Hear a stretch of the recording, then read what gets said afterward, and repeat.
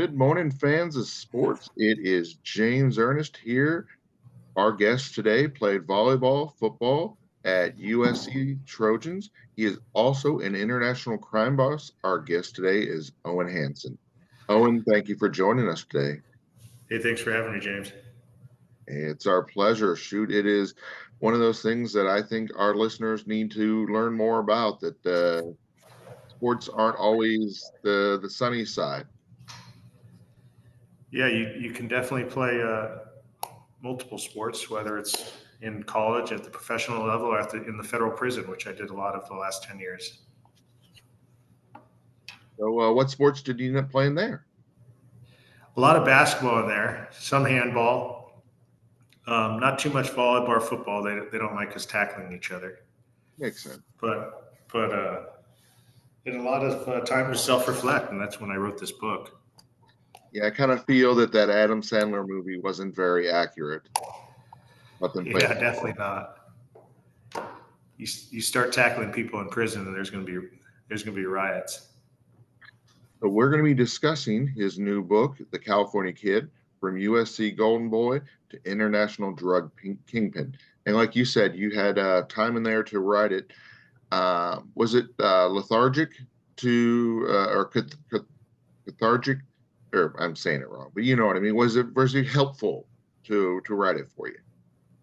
Yeah, I was just talking over the holiday with my mother. She said, "Why did you write this book?" I said, "Mom, it was what kept me sane. I was going crazy in there. I was in a 6x8 cell.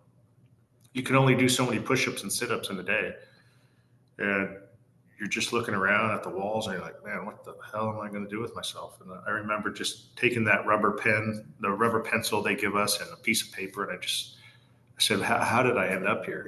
Let me start from the beginning. And it took, nearly 5 years with prison recordings off the prison wall phone, 15 minutes a day for literally like 2-3 years with my ghostwriter, and then myself in the cell for another 2 years, just jotting down the story and where it began. And it definitely kept me sane and kept me alive in prison, I would say. Excellent. So it gave you a purpose. It gave you something to look forward to, something to work on, something to be a part of, it sounds like. Exactly. With that and my master's degree that I earned inside prison, it just made me feel like I had a sense of rehabilitation. Like most people go into prison and they're still getting drunk off of the alcohol that's made in there, or doing drugs that they still have access to.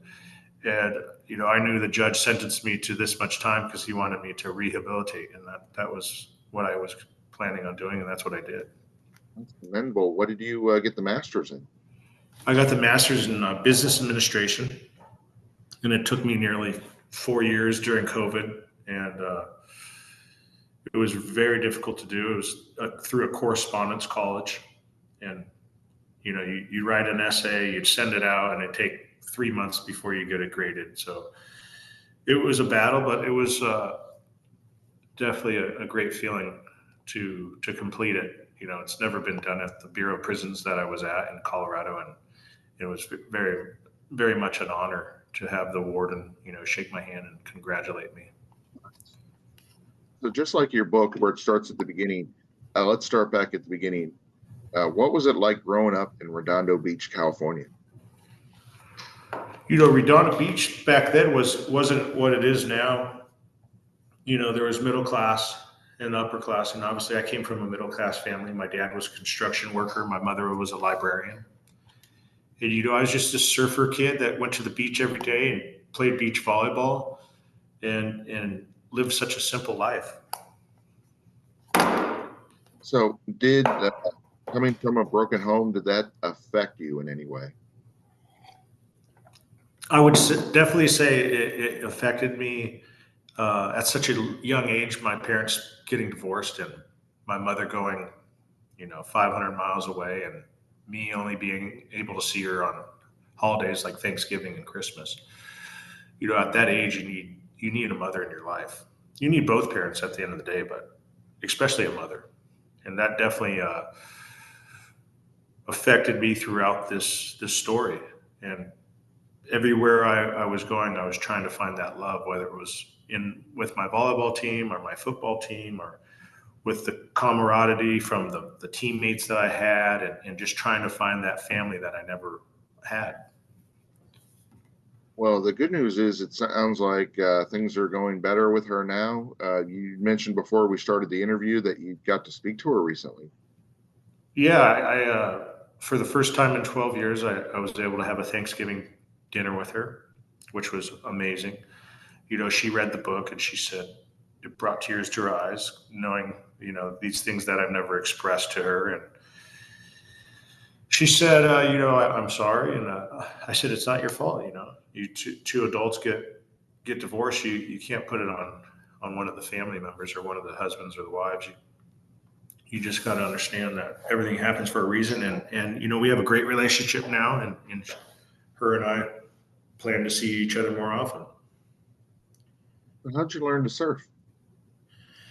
Man, my dad and my uncle grew up in Redondo Beach as well, and they've been around surfers their whole lives. And I mean, that's just the thing you do in the South Bay. You play beach volleyball and you surf, and that's where all the pretty girls are. Sounds like a nice place. Yeah, for sure. So, why'd you choose USC? I chose USC because I was getting offered scholarships to play at University of Hawaii, Long Beach State, BYU, Pepperdine. And when USC came around, it was like, okay, there's no other choice. We're going to USC. My uncle played volleyball there. My mother went to school for her master's degree there. So I was like, this is we're a USC family. Let's keep it going. And then, as a volleyball player, what was the biggest game you were probably a part of? I would say it was my freshman year. We made it to the semifinals, and we were playing in the University of Hawaii. And I remember there must have been 20,000 fans in that stand, and for a volleyball game, that's a lot. And University of Hawaii actually beat us that game, but it was definitely the biggest college volleyball moment of my career. Say, back then they didn't have NIL. They didn't really. I mean, they had the transfer portal, but you got punished in the transfer portal. How do you feel that sports have evolved since then? Wow, that's a good question. I mean, it's definitely changed. My teammates like Reggie Bush and Matt Miner would be multimillionaires before they even went to the NFL, and rightfully so. I mean, you got to think of all the money that we're generating for the college. I mean, all the jerseys that are sold, all the luxury seats that are sold, just the merchandise in general. They're probably making 10, 20 million a year off of. So I think it's great that players are finally able to make money, but I wish they would be able to figure out a way to structure it better for recruiting purposes, because it seems like it's the Wild West. They don't have a set amount, and guys are going to different colleges based off of what kind of money they're going to make, and that just takes away from the college sports. Exactly. I mean, the crazy thing is, shoot, there have been players that have gotten NIL deals, went there, and then they didn't even get to play because they weren't able to start. Yeah, it's nuts. I mean, everybody's getting paid now, and it's based off of who's going to get the most money. I mean, University of Southern California, everybody used to want to go there. Mhm. Now, guys are going places in the Midwest because they're making more money. Exactly. It's crazy. So why did you start playing football? Good question. I actually got cut my sophomore year. I was playing behind the best All-American in volleyball at the time, Brooke Billings. He was an opposite hitter. Later became an Olympic athlete. And I was playing behind him, and my coach called me in and said, "Hey, Hanson, we don't have a spot for you. You're playing behind the All-American." And I said, "Well, what do you want me to do, coach?" He goes, "I'm going to redshirt you this year, and maybe next year we'll have you back. But for the meantime, you need to work on your vertical jump and work on your arm strength." And, I took it personal. So I said, "Okay, I'll work on that. I'll be back next year." And the next day I drove down to Tijuana and I purchased some steroids, and I started taking steroids. And I was determined to be on that volleyball team with a stronger shoulder and a vertical jump that would be 40 inches. And after about 3 weeks of me taking these anabolic steroids, these performance enhancing drugs, one of the coaches from the USC football team saw me in the weight room just bench pressing 225 like it was a couple feathers on each side. Nice. And they said, man, why don't you try out for the football team? I said, for what? I've never played football in my life. They're like, you're an athlete. We can work on that. So I remember 50 guys tried out. It was a walk-on tryout, and I showed up there with my volleyball shoes on. Everyone else had football cleats. You know, we had All-Americans from high school and some All-Americans from junior college there. And fast forward 2 days later, after I just ran a 4.640 and bench pressed 225 26 times and had a vertical jump of 36 inches. You fast forward, time to go check out who made the team. And I remember walking up to Coach Carroll's office, and there was one name on that list, and it was my name. And I said, wow, I just made the USC football team. Yeah, that's impressive. So as a tight end, were you better at blocking or receiving? What was your strong point? I was definitely a blocker. You know, I played behind two All-Americans, Fred Davis and Dominique Byrd, who both later on went to the NFL. And I had stone hands. You know, I wasn't, you know, I'd catch a 5-yard route here and there during practice, but I was better at blocking. Anytime I got put in the game, it was for a blocking play. I was going to say, shoot, one of those things nowadays that they kind of do with athletes like yourself is a lot of times defensive end. Exactly. That speed and that agility and that big ability to jump, you'd be able to jump up, swat the dang ball out of the quarterback's hand. Yeah. Yeah. Von Miller's a perfect example. That guy's a beast. Exactly. So it sounds like football was a good fit for you, but like you said, you just didn't have the time to really evolve and to learn in it as much as you could. Yeah. You know, James, it was 2 years I played on the team, and 2 years of football is not enough to become a professional athlete. If my parents would allow me to play when I was younger, I think maybe I would have had a chance at the league. But my parents were scared of the sport. They said it's too dangerous, and they would never let me play the game.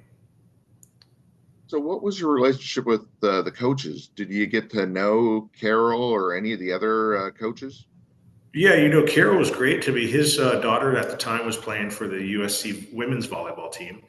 So he already had that volleyball love. And every time he would see me during practice, he would always come up to me and shake my hand and say, how's my opposite hitter doing? Because I was an opposite hitter in volleyball.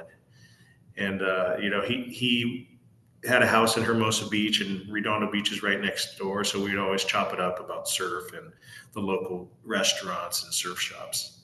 Nice. That's pretty cool. So you mentioned the Mexico thing.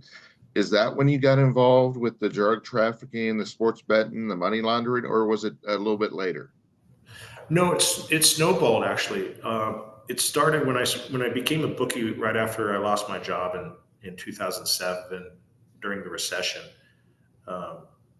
I reached out to a family friend that was a bookie, and long story short, I became a bookie to all these people that were at a high level, A-list celebrities, USC fraternity guys. And next thing you know, I'm taking bets internationally. And I ended up having an agent, a sports agent, a sub bookie, we call it, working for me. And one of his uncles was a member of the infamous cartel, we'll just say. And next thing you know, I'm taking these bets, and this guy's paying me like clockwork in bags of cash, you know, $250,000 dropped off on a Monday morning in a duffel bag of cash. And I'm telling this sub bookie of mine, I said, man, you got the best client. I said, whoever he is, just keep him happy, because this is a dream client. You're going to make millions. And then finally, one week, this guy finally won. And he beat me for, I want to say like $250,000 on a Sunday night. He hit a 5-team parlay with the Raiders tied to it.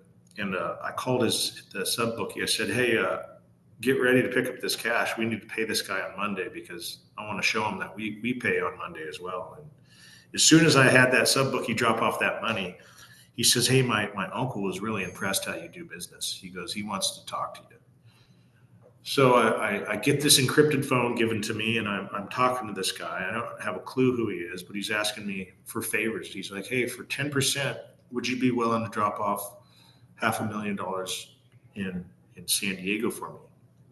And I was like, yeah, for 10%. I have bookies all over the United States, but California is my hub. So it was very easy to drop money off anywhere I needed dropped off in California. So I said, fuck, for 10%, why not? Yeah, Yeah. that's awesome. Yeah. So I started doing these little errands for him, helping him with his money, whatever he's doing with it, mostly for probably his employees in the US and for guys that are guarding his safe houses and whatnot.